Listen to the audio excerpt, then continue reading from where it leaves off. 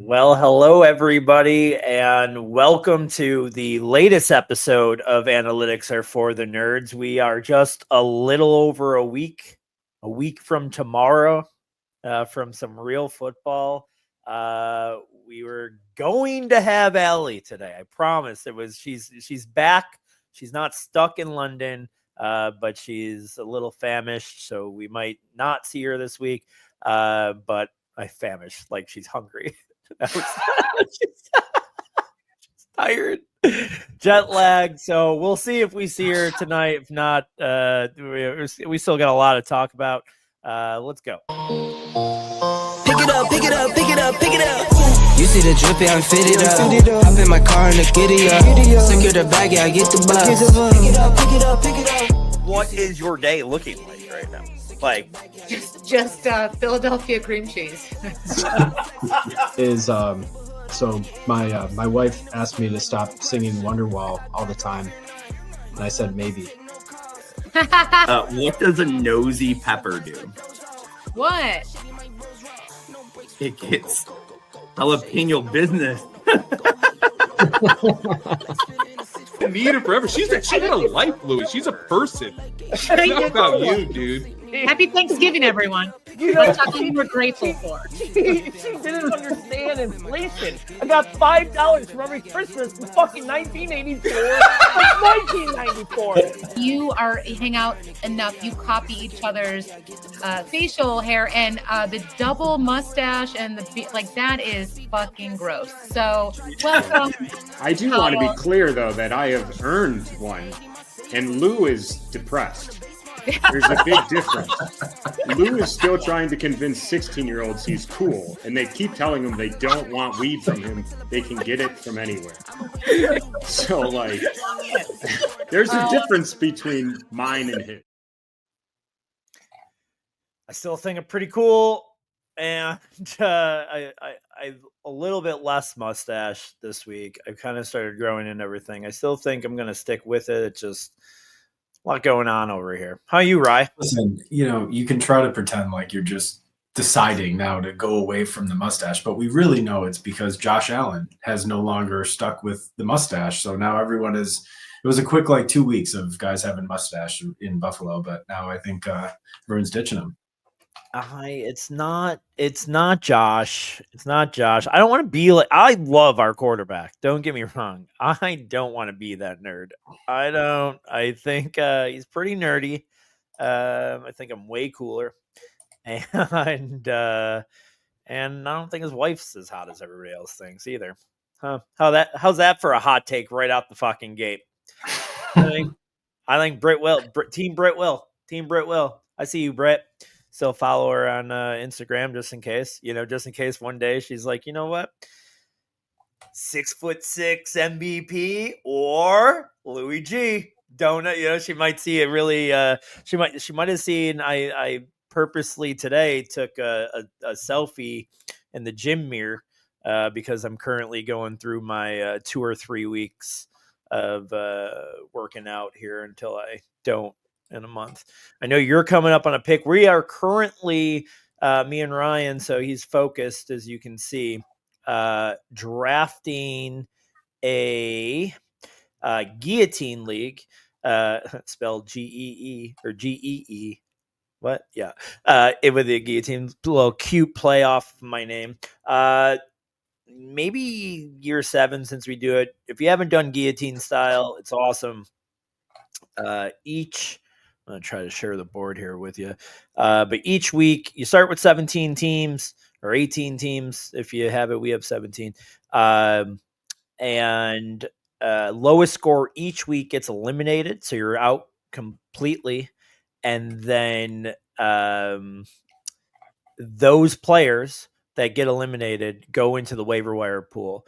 And everybody gets to bid on them. But the strategy behind it is insane because, do you blow your load early and get players early and really build your team, or do you try to save and then you could be out week 2? The strategy behind when and how to use the fab money is great.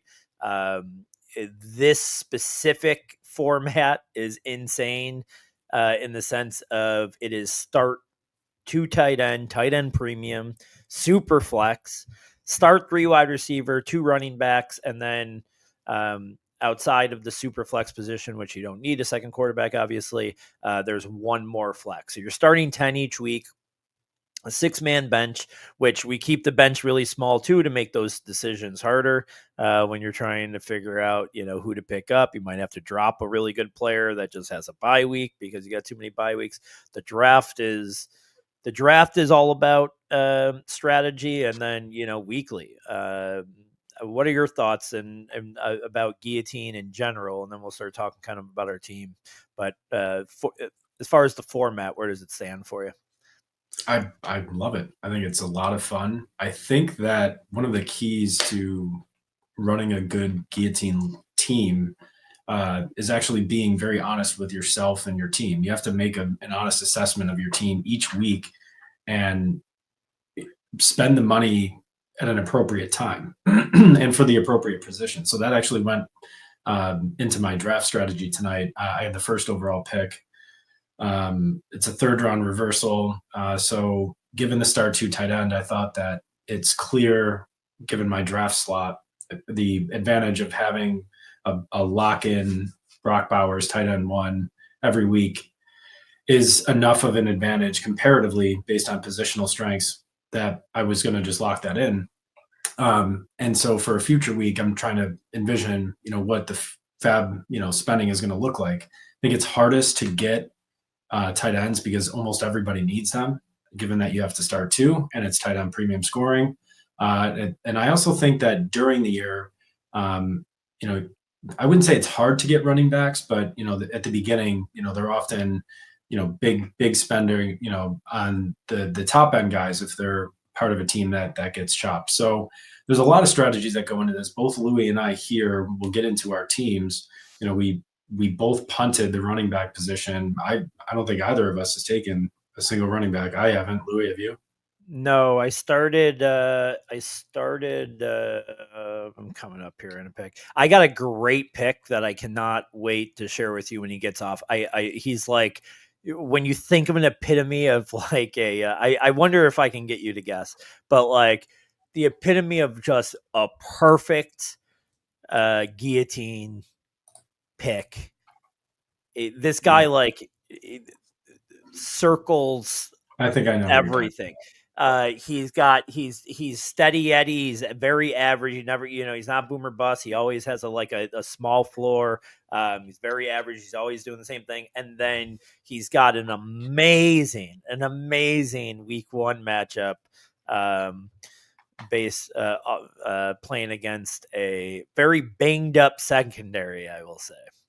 I am up in 1 second. Let me make my pick, and then we could run through our teams a little bit.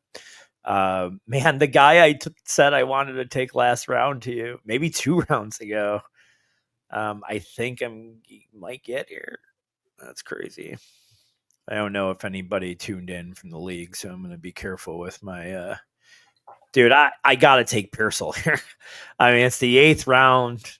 I don't love having 2 players on the same team. In a Guillotine with Kittle. I started off with Kittle and now Pearsall. It's not the best strategy in the world, but come on.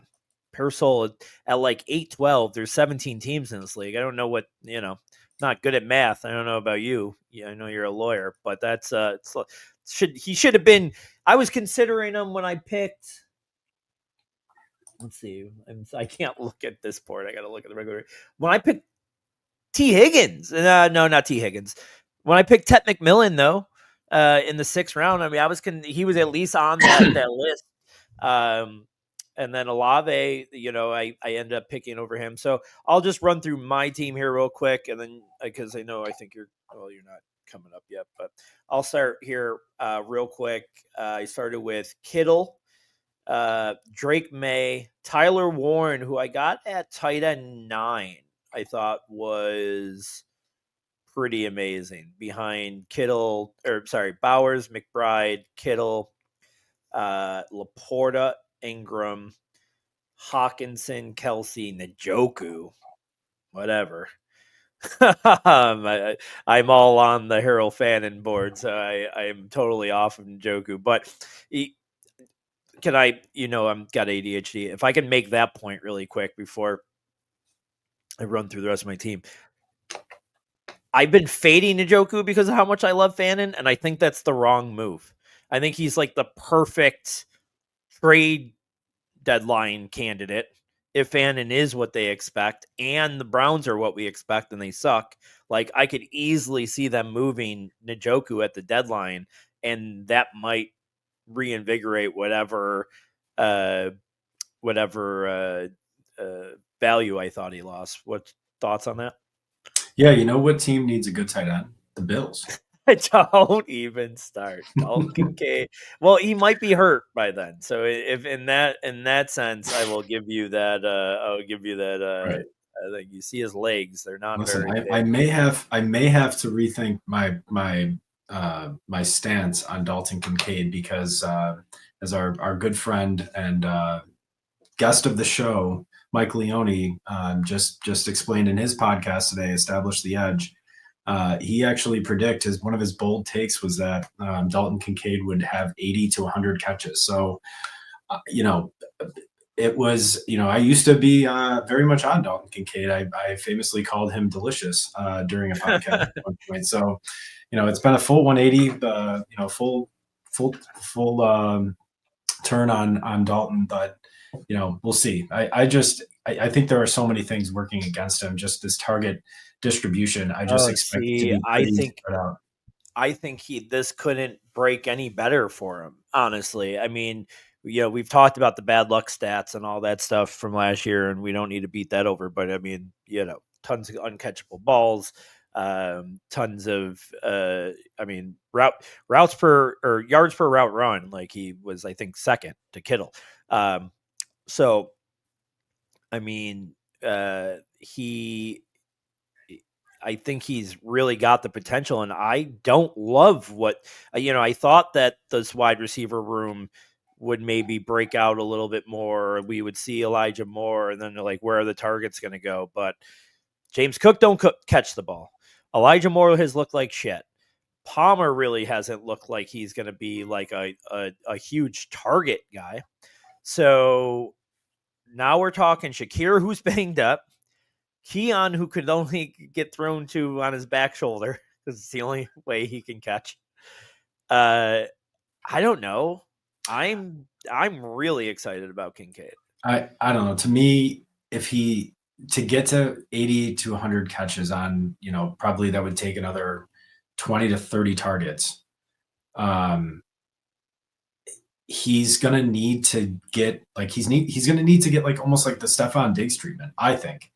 Because I don't think so. Do you know I just saw his numbers from last year, and he was on target for stupid numbers because of the injury. Hold on, I got to show you because he was on. Let me see if I could find the tweet. Someone tweeted it because this is even just another oh shit. I know you're coming up, so you could focus on that. We could have a little dead air here while I'm looking up. I have 8 picks and I have some targets. I've been just throwing people in the queue. Man, was on target. Let me see. I'm trying to look up keywords on. Well, here's a good one. Was targeted on 29% of his routes, but only caught 58% of those targets. Target percentage among qualified tight ends, second. And then the catch percentage among the qualified tight ends was 34 out of 34, which is almost great. That's a regression type of stat. The routes is something that's not going to change. The positive regression is going to come from that catch percentage because there's so much luck involved. I mean, listen, I get it. I think this is just my eye test telling me this is not a good player. I just don't think he's a good player. And I think good players earn targets. And I think he's just going to fade out or not. Or he has this turnaround. And, I just don't know how common that is. I get it. He had a pretty decent, rookie year. So, maybe historically he doesn't, there are no outliers like him, but I don't know. To me, he would have to be an exception to turn out to be really good after what, 2 or 3 full years in the league. I don't know. I just haven't seen it yet. I'm gonna find this tweet. What is going on here? Does it feel like it's slowing down? I don't know. I gotta see this. That has run routes. No, that's last year. Man, such a great, because the numbers of what his targets, catches, and yards would be like would have had him finish like tight end 4. It was stupid. Yeah, there's also a big, there's I mean, yes, that's impressive, but I feel like there's a pretty flat tier there, where there's not that much of a difference between like the tight end 5 or so and the tight end 12, right? Sure. But he's also being drafted as tight end 13. Sure. Yeah. I mean, that's the bull, it's all price adjusted, cost. Yeah, I think he's pretty a really good buy. The only thing that sucks is like there's a lot of guys in his range that I like, so I've just tried to like either take him or one of those guys that's around early. I for like half the year we play this like ADP card, and like I don't, honestly. I really haven't this year, but like you play this ADP thing where it gets in your head of buying dips or whatever. I don't know. This year I've been after the 10th round. I don't care. It's go get your guys, and especially now. I feel like now is the time to just say screw ADP. I mean, before, yeah, you should let the market mostly dictate what you're going to do, but to a certain extent, you can have stands on players. I certainly do. But you're right. I think now is the time to just say, listen, if I have to go reach on a player that I expect to be a smash, by a round or 2, sure, who cares? At the end of the day, your goal is to draft good fantasy football players, not, just at good prices. That doesn't matter once the draft is over, right? It really, really doesn't. So I have I have an idea. Well, that's one of them. Damn it. So I was hoping to have 2 smash picks here. One of them is an easy smash to me. It's Caleb Johnson. The only thing I worry about with Caleb Johnson is how much is he going to get early on. Yeah, I know, but it also could be a smash, and at the 9th round, it's an easy pick for me. This next one's not easy. I know you know who I would pick, I think, but I know you feel very differently.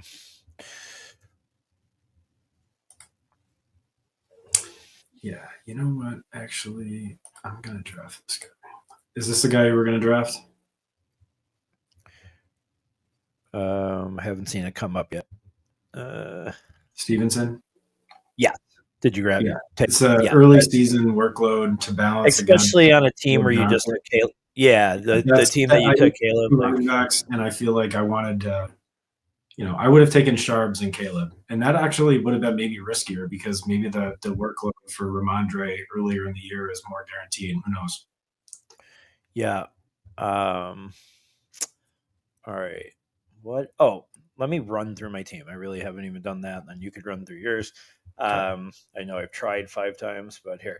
All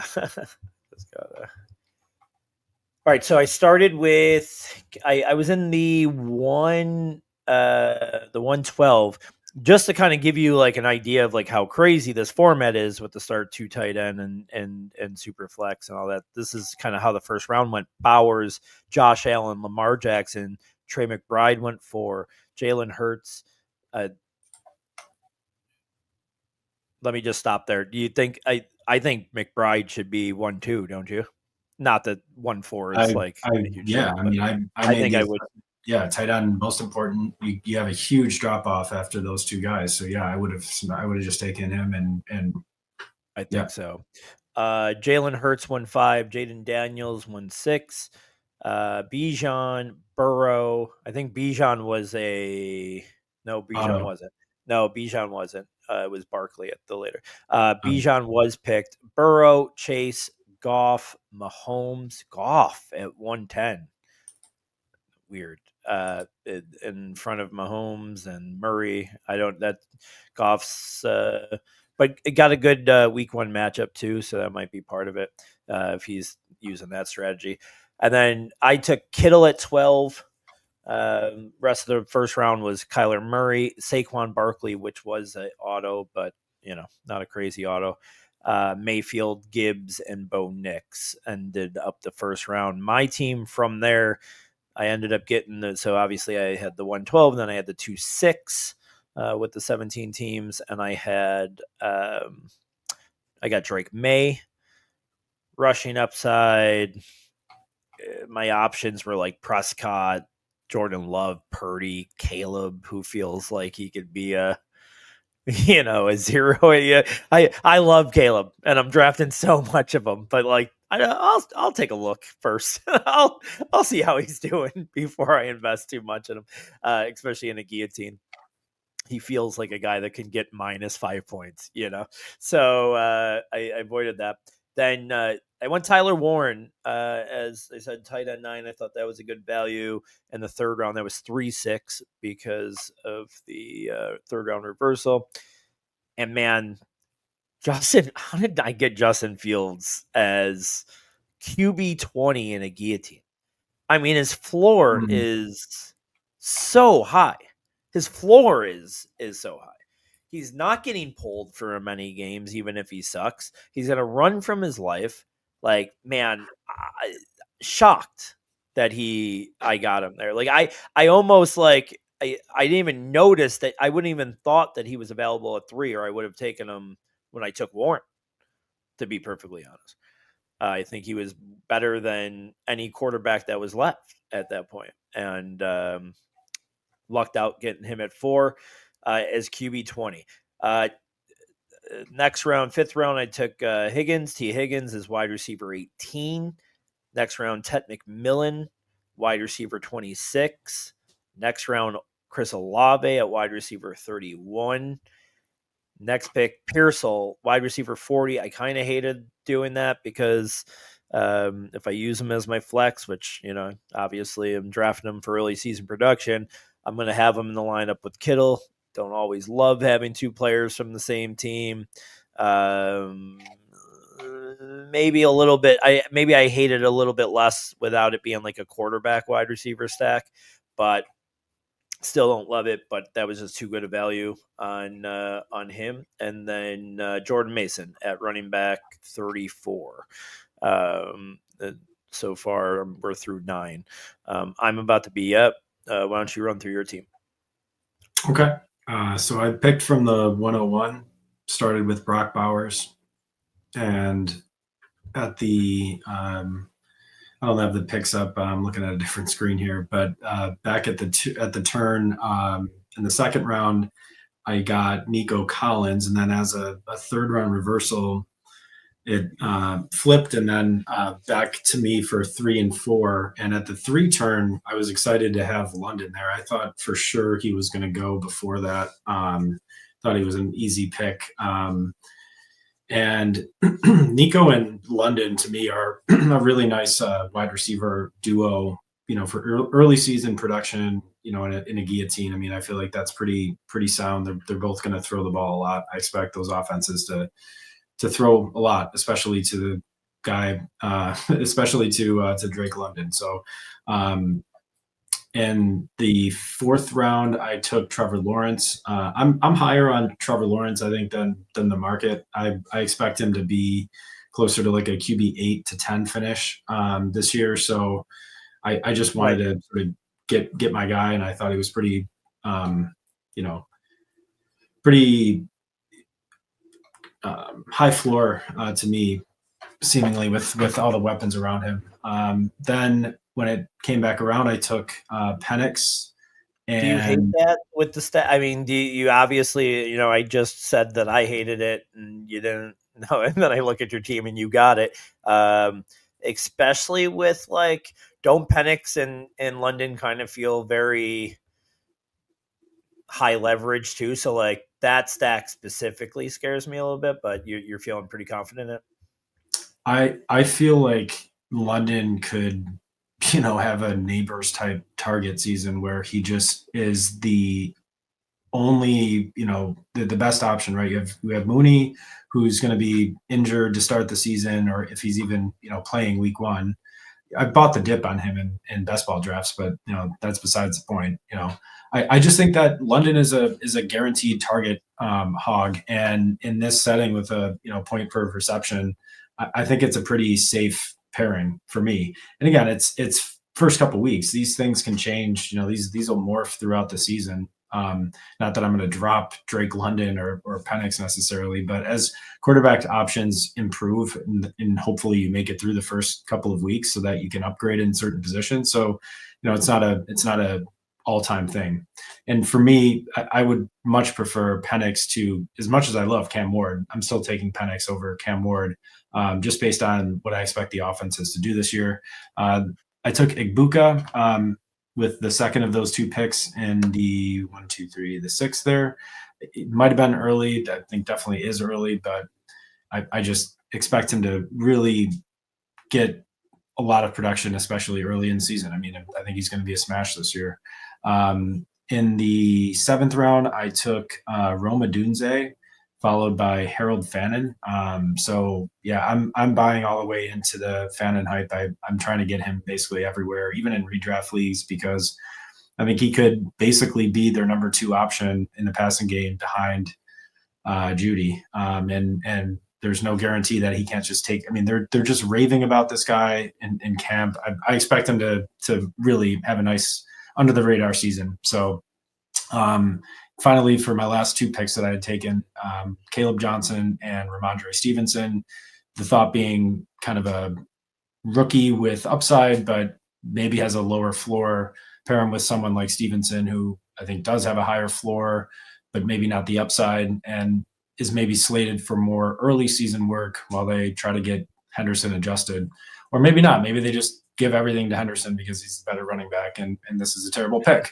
But this is the game of guillotine leagues, right? You have to. There's a strategy, I think that's different than a lot of other leagues. Is that you really have front weighted production is, I think, important, at least to get through a couple of weeks until you can address roster deficiencies.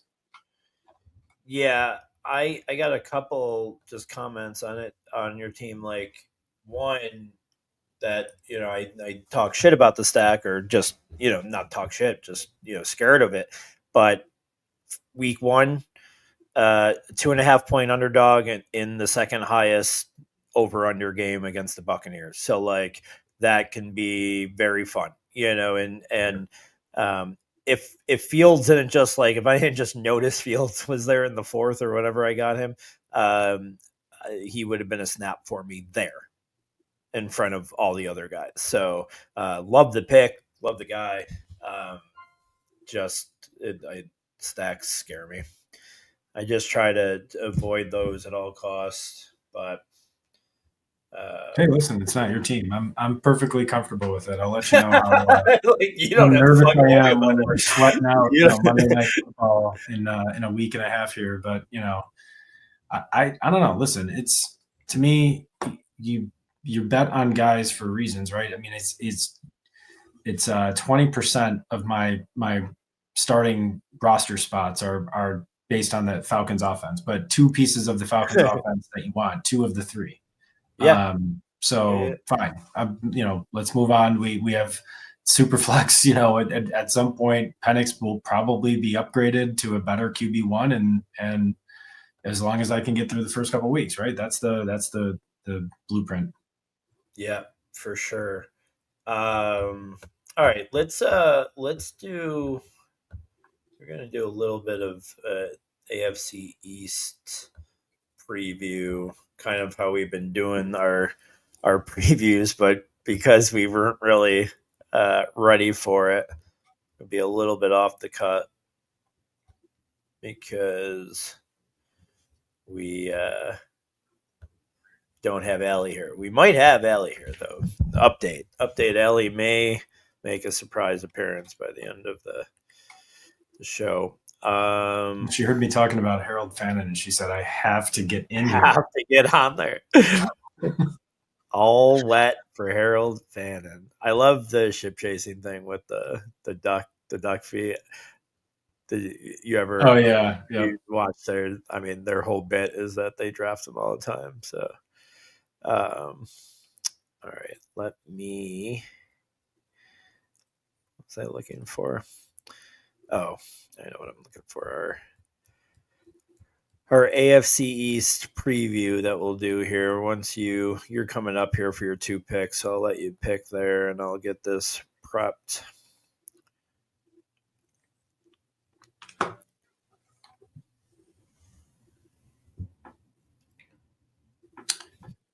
I have a couple targets here. One tight end target that I can't believe, honestly, is still available.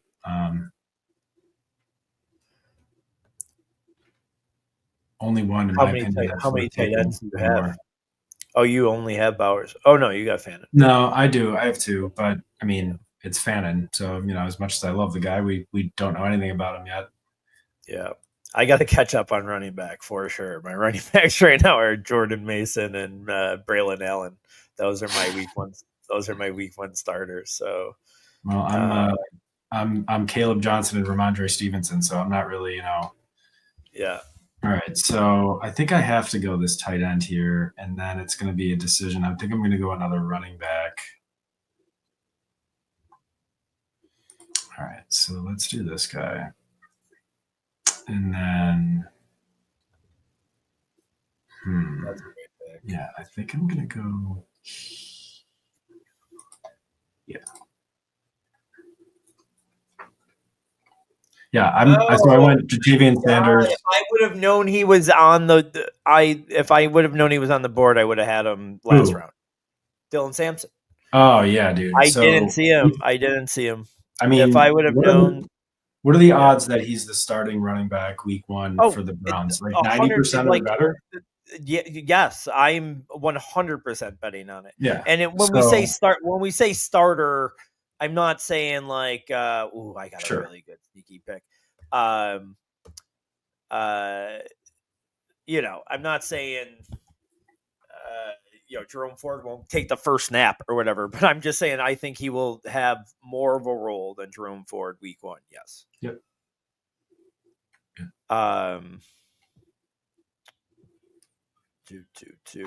What was I going to ask you too? The guy I was going to tell you about, the guy I was talking about earlier, where I said is the epitome of a great pick. He's been taken since Rashad Bateman, doesn't he? Just like he feels like the best pick. I don't know where he ended up going, but like he's going to be the only guy to kill. I mean, he's going to kill the Bills. They don't have a cornerback too. They'll be throwing to him all day, and in a high scoring game that's going to go back and forth in beautiful Orchard Park in September. It's it's going to be a great passing game. And Bateman's always good for 8 to 10. That's it. He's going to get you that each week. He's like, even outside of that matchup, he is just a great. I would love to take the under on all that. I don't see it. Oh, he's going to crush us week 1. Crush us.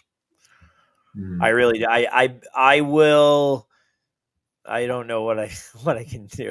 I don't know what's his over under projected catches for that game? Do you know that? For that game, let's see if I could get any props. It might be too early, but week 1. Rashad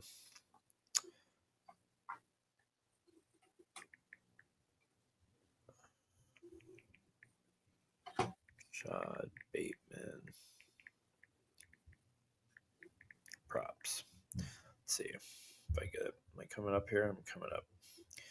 I got to do better than Braylon Allen. I got to build my running back room. I got a few really good ones, I think.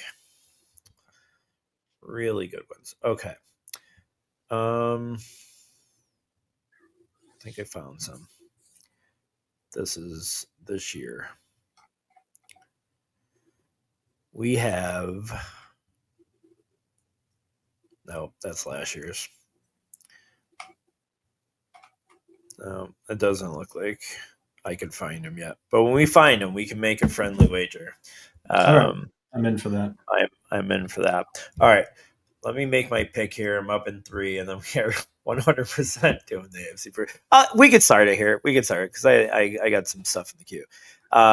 Let's start with, we've been doing division redraft sleepers, division redraft bus, dynasty sleeper, and dynasty bus. So why don't we start? I'll let you start with the division redraft sleeper for the AFC East. Division redraft sleeper for the AFC. Let me pull this up here. I know we're a little unprepared here today, but I feel like we could do it off the cut. All right. So my division redraft sleeper for the AFC is Braylon Allen. So that's a good one. really my RB2, bitch. What's that? He's my RB2 on this team. Oh, that's right. You did get on there. Yeah. Here. So logic is this. I mean, Breece Hall has one foot out the door. I think at the urging of the ownership or current front office. I don't know what it is that just don't seem to really want to give him this full workload. I'm projecting. I would expect him to really kind of have it scaled back and for them to use this committee approach. And I think Braylon Allen is actually pretty good. He was a really good young when he was a freshman at Wisconsin and breaking all those records. I mean, it's kind of like with Allie Gordon, right? It's the same thing that's going on where he was underdrafted. Now he's looking really good in preseason games. He was all the hype, going into the previous 2-3 seasons, and then he kind of fell off and injuries, whatever, but maybe he's just a good player. Maybe he's a good running back. So, I think Braylon Allen, and I guess there's a bonus one for you with Allie Gordon, might turn out to be sleepers this year. Yeah, I got another one. I got all my sleeper guys. I'm going to go with the guy that I was certain that I wouldn't be able to use because I thought you would get there. Demario Douglas is my division redraft sleeper. It's not like I'm really buying into him long term. I mean, whatever. He might just have this role forever, but I think this year specifically, it's going to mean a lot of good things for him. I think Diggs is going to help open that up. He's got that that thing with the quarterback with May already. Like, I think it's going to work out really good for him. So that's mine. What about your redraft bust? Redraft bust. I'm going to go with Stephon Diggs. I just can't see it. I won't invest picks into Stephon Diggs. It's just a bad bet to me. A 31-year-old wide receiver who really had started to fall off, towards the tail end of his Buffalo career, I think. Obviously evidence in some of the playoff games there. And then going to Houston. And I'm not salty. I really liked Diggs when he was here. I thought he was great for us. But, I think he's not the same player that he was. I mean, obviously, nobody is, nobody beats Father Time. But I just think he's never going to be that player again. And at this cost, you're still paying. I mean, he's going around pick like 70 right now, which, to me, that's insane. That's way too expensive for a player that is maybe not even healthy and might not be fully healthy at any point during the season. So I'm staying away from him at that price. I would much rather take shots at guys like you just mentioned, Demario Douglas, or, even Kyle Williams, if he falls, enough past ADP on just a rookie and a flyer, taking him there. So yeah, I'm kind of, I'm pretty much out on Diggs at any price. So I'm not interested. I can't disagree more. Can you guess what his week 1 props are? Yards and receptions? Yeah, I would expect he's probably like 5.5 catches or something like that. 4.5 catches and 48.5 yards. But that's a 10-point game without a touchdown. Yeah. Well, at that price though, I mean, is that what you want? Is that what you're paying for? I just don't see the spike week potential with him unless he catches a lot of touchdowns, which I mean, maybe he will. I don't know. I just can't imagine that he's going to be good. I think he's dust. Man. I think He had no real interest from legitimate teams, I think. And the Patriots were desperate because they couldn't get anybody to play for them. And they're like, here, we'll give Stephon Diggs a ton of money because we have to, if otherwise he won't come play for us. Like that's the old Bills doing that move back in like 2007. You know, like trying to pay guys to come here and pretend like we're actually good. But I just got sniped on Woody Marks. Woody Marks was another good one that I should have had last round. You know, it's a 12th round, or you know, it's a really fucked up format. When in the 12th round goes Michael Wilson, Ty Conklin, Terrence Ferguson, Tyler Lockett. This is the best. Burden goes, who's like one of our, like that 12th is too late for him in our regular formats. He goes late, and then Amari Cooper goes right after. Dawson Knox, Ollie Gordon, Noah Gray. Those are 12th round picks in this format. It's pretty crazy. It's pretty gross. It is pretty gross. So Dynasty Sleeper, is that the next one? Dynasty Sleeper. So for this one, I'm going to say, and I mean, maybe I should get away from the Patriots here for a minute, but I'm going to say Drake May, only because I think he's still undervalued based on what I expect him to turn out to be. He seems to have a lot more rushing upside than people will give him credit for. And he had a pretty decent rookie year considering the lack of talent around him. His underlying numbers, especially I think under pressure, look really good. And I mean, that's probably going to stay the same this year. And he has more weapons than he did. He has probably a better running game. And I think they invested some into the offensive line. So, you know, I'm more in on Drake May than I think the average person. And he's my most owned quarterback in best ball. And from a dynasty perspective, I think he's a pretty good buy at about the same, you know, at a fair cost. I think you can get him for a reasonable offer, right? You know, I'm struggling to think of what you're going to make, you know, to come up with to make an offer for Drake May. But, you know, there's a player and a pick. I think you can try to tier up with a pick added to something. Yeah, I mean, that's all I was going to say is that I think it's hard to call him a sleeper, but I know what you're saying. You think he's even going to be better than where he's rated now. But again, hard to buy without. And like, you're probably right too, in the sense of like, he's the type of guy that you would want to tear down, I think, for, you know, tear down in a sense of like from Josh or Lamar or something like that, you know. Oh, we got a surprise in the back. What? Oh, there she is. Welcome. Is this what you guys do at Burning Man? What is this? Yeah. Well, listen, don't say you guys. And I've never been to Burning Man. I wish I have, but I have not. How are you? I am surviving and thriving. How are you guys? You're what? Just 24 hours back from Stop.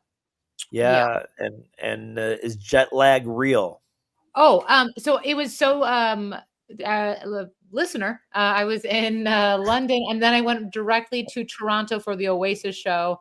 So I'm just crispy. I'm just it's real. It's real. Yes, it's 5 hours added onto this time. So it's morning. Allie gets back from London and she starts saying things like it's crispy. I mean, what's going on here? I'm sorry, Ryan. It's delicious. Thank you.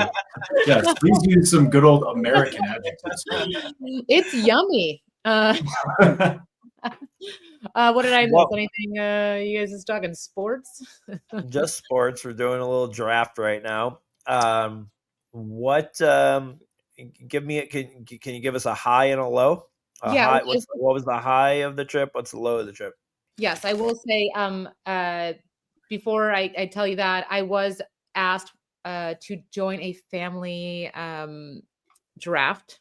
It's on Sunday, and I need I need you guys to be my phone a friends because I do not want to lose. I want them to feel so stupid because these are all very much 23-year-old nephews that, kind of vibe. You know what I mean? Like just too much ego. Anyway, so the high was I'm a massive Beatle fan, like most, I feel like a lot of people are. So I got to see some of these, like I saw the rooftop concert location for the first time. And I've been to London a few times. I've always walked past it. So it was very intentional. The worst is I don't eat anything. I'm a vegetarian who doesn't eat carbs. And all they have are carbs and meat in the UK. So I eat a lot of olives and drink a lot of rosé. So yeah. That's great. That's Yeah. great. We've been trucking along Good. over here without you. We missed you. Did you though? We did. We missed you. Doesn't all of sound it- so much more pathetic when like she's telling us all the stuff that she's done, and then we're like, yeah, we've drafted some best ball teams. Yeah. I just put Kyle Monangai in my queue. And what are we doing here? Last week, Allie, after the show, I streamed for another hour by myself. If you want to know where I'm at mentally, that's where I'm at. Yeah. Solo streaming drafts. It was a 2-hour long episode. I do not, but it was a lot of fun. Tiring. Yeah. I have imagine poor Lou. Poor Lou. I had an update for you. There was something. Okay, so I know. Oh, tell me. Are you getting married? No. Okay, so back to school is next week for the girls, right? All the 3 girls in this podcast. What is the back to school backpack set is in? What do I need to get? What do I need to do? We got because Buffalo Public Schools, I brought her to orientation today. Big girl for preschool in the big school, and they gave her a ponchos pack, how they did from Poncho Bill and they did all that. Very cool thing. So yeah, she's got it ready. We're gonna go school shopping this week. Let her pick out some cute outfits, whatever she wants. She wants to dress like Aquaman or whatever. What was that from Big Daddy where he's Scuba Steve? Yeah. Perfect. Yeah, no, like start them off young, start the bullying off young. It's that's how we develop a thicker skin. It's good. Exactly. The twins, are the twins preschooling it or not? Yes, yeah, they'll be starting. They've done like a little bit of a phase in this week and first full week next week, and yeah, they got their backpacks. I think are they're like a pink and teal. I don't know. There's like flowers on them and stuff. I don't know. Yeah. Allie. Allie. That's like a Versace book bag. Right? Come on. It's Land's End, probably. Yeah. It's the kind that's going to last them like all through high school. And you're like, okay. That's very. You have to keep this same one for 11 years now. So I will say, I know you're up to draft pretty soon. There is something as a non-parent, just a dog mom, which is not the same thing. There is something that is so amazing and sweet, and it seriously fills my heart. Those like first day of school pictures. I hope you guys do that every time because there is nothing more adorable than that. Can I tell you something that I'm embarrassed about, especially now? Publicly, I actually I do remember I would like mock jokes about it, on Facebook. I mean, a little bit of me was going through infertility and maybe a little bit mad about it and bitter. So give me a little bit but I would mock it. And I remember this one mom on Facebook was like, "Wait until you have kids, and you're gonna be the one that's posting." And I'm like, "Oh yeah, I post all the time. I post every Yeah. picture. I post every time she eats ice cream. I love it." See, it's very Do you post the one too where you have like the sign that you hold up, like your favorite thing is this, your teacher is this name, you know? I address feel like is. Yeah.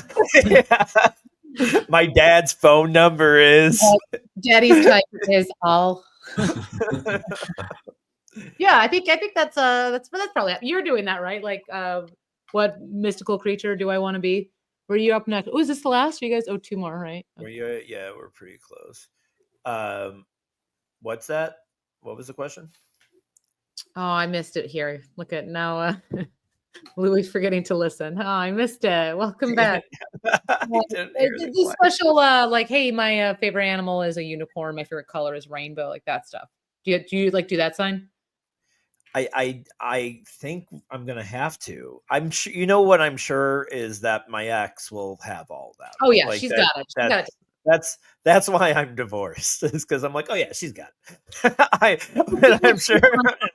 I did that for 10 years. She's got it under control.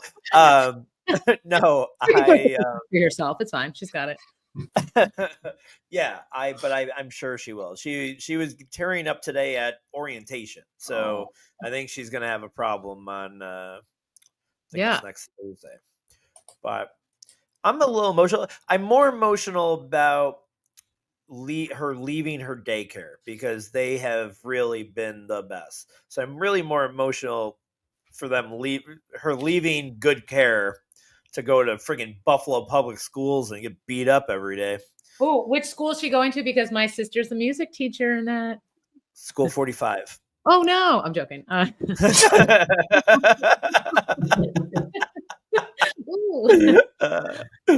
Not looking good. Sorry, baby J. That is funny. Yeah, that's fun. I'm excited for you guys. That's the cutest.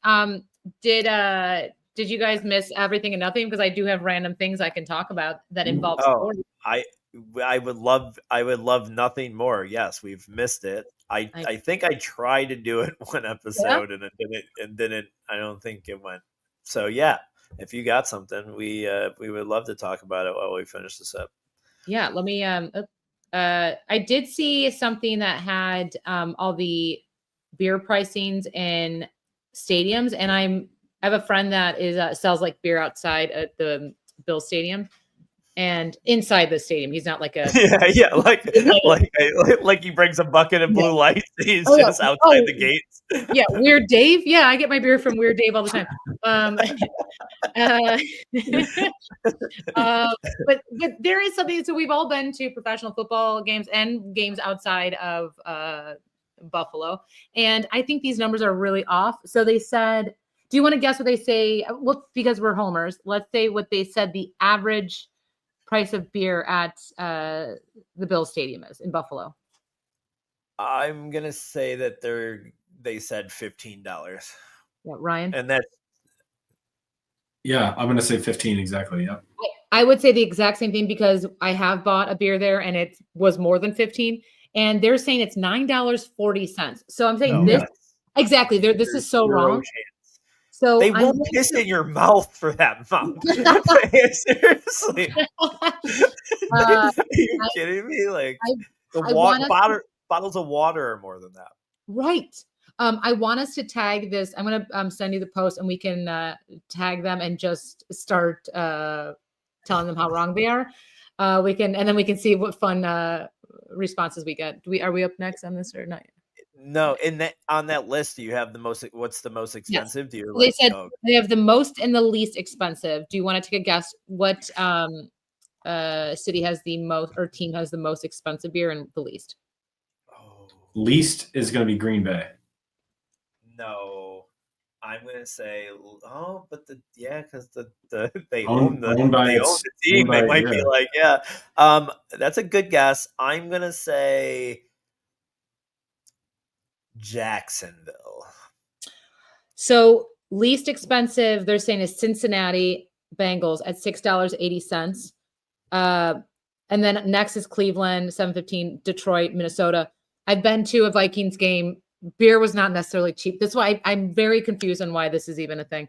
And then the most expensive they're saying is LA or Vegas, maybe. Vegas was second. Number one they're saying is Washington Commanders. Oh, wow. Hmm. So go watch that shitty ass team. Well, I guess I know, right? Yeah. Nothing more. Yeah. Apparently the Jets and the Giants are both equal at $13. But yeah, this is insane because that's not true. Bill Belichick's company files trademark for the term gold digger. Wonder what they're going to start doing with that. Probably some sort of loungewear and sweatshirts with him and his girlfriend or something. Wait a second. What? Yeah. Oh, Bill Belichick and his girlfriend Jordan Hudson have filed a trademark for the term gold digger with the intention of using it to create a line of jewelry and key chains. This year, they also filed trademarks for Chapel Bill, Illustrator, Trail of Seven Tears, and the Belichick Way. That's what she has to call him, Chapel Bill. That's what he makes her call it. He's like, "You're gonna go to church today," and she's like, "No." This is insane. Like, I mean, whatever, they're leaning into it and making money off of it, I guess, but it's so crazy. Yeah, it's just so great. I mean, from a sports fan, from a NFL fan, it's just so crazy that this is that guy that was so dry, didn't say anything worth anything for 15 years, and now he's just Mr. Personality. What do you think his ex-wife thinks? Do you think that when she hears stories about Jordan Hudson, she just is like, oh my gosh, what a I mean, would she laugh about it? I mean, or is she seething, angry? What do you think Mrs. Belichick thinks? I think she's hoping that Bill becomes a father again, and it's just like, good luck. That's what I think is. I think. Yeah, I don't want to see an ex of mine doing the airplane, the feet on the belly on a beach thing. I would not be like, man, I miss that guy. I would just be like, what a dork. You know what I mean? I can't imagine. Do you think? I mean, yeah, I've seen exes dress up for Halloween with their significant others as Tigger and Winnie the Pooh, and I'm like, yeah, I'm glad this didn't work out. This shit yeah, out. That's funny. Do we have another one, or are we looping in? No, go ahead. Sentenced to jail. Who do you think this is? Everyone. Which former NFL quarterback has been will have to serve 4 days in jail after pleading guilty to a misdemeanor and DUI? Oh, I know this. Jay Cutler. Yeah, Jay Cutler. Oh, it's Cutler. Yo, he's gonna be so funny in jail, but also that's not aren't you guys so sad that I was gone for a couple weeks? I honestly, it's my only connection to pop culture.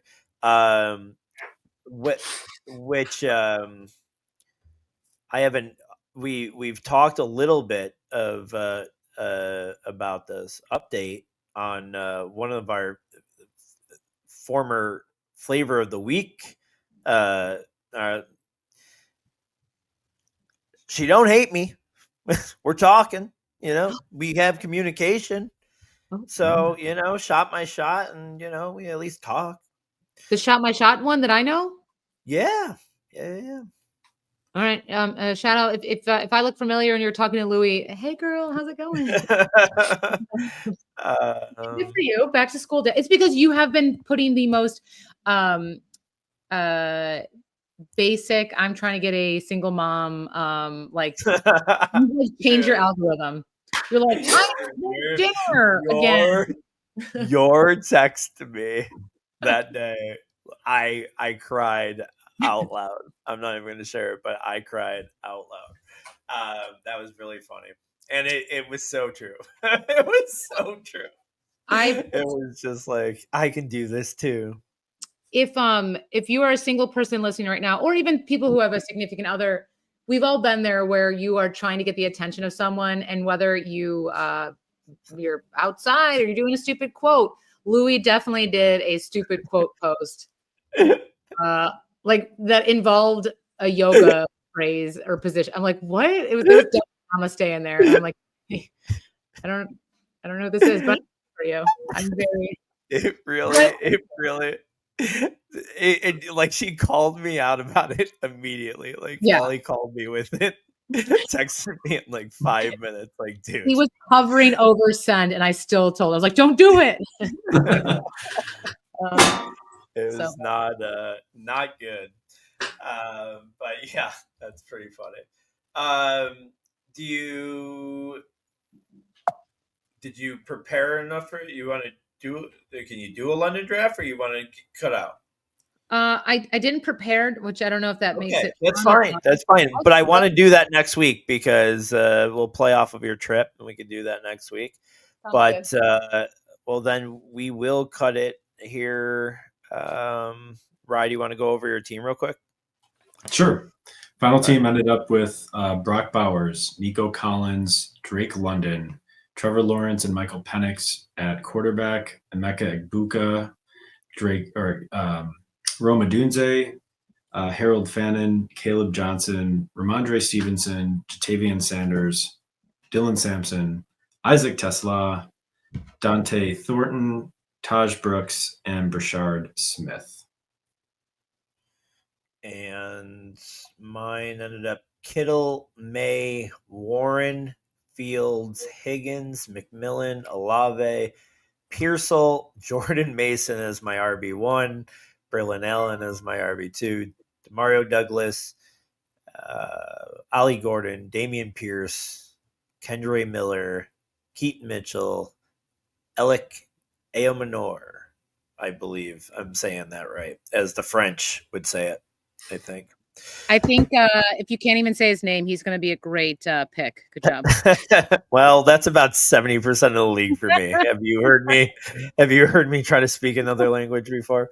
All right. Well, Allie, it was great to see you. I'm so glad you jumped in for us to say hi, and hope to have you back next week. Yes. The day before the season next week, which will be awesome. We're there. So on behalf of Allie and Ryan, analytics are for the nerds. Thanks for listening. Bye, guys.